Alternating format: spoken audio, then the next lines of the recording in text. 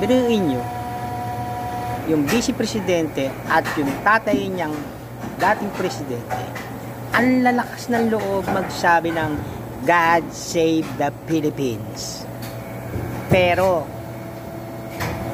never kumontra sa ginagawa ng in-check sa pang-aagaw ng teritoryo ng Pilipinas. Never niya kinontra. Pati yung ginagawang pambubuli kahit sa panahon ni Digong na demonyo, hindi siya nakialam.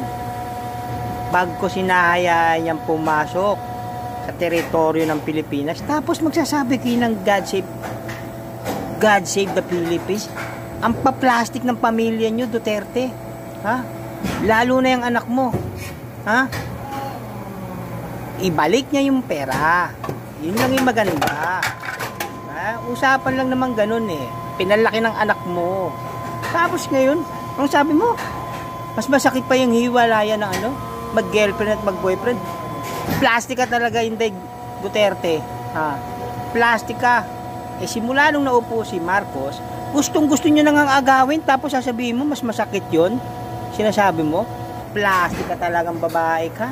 Hindi ka, alam mo, pamprobinsya ka lang talaga. Bumalik ka dun sa Davao. Doon ka nababagay. Huwag mong dalhin sa national yung ugali mo kasi hindi uubra yan. Inday Duterte. Plastic ka.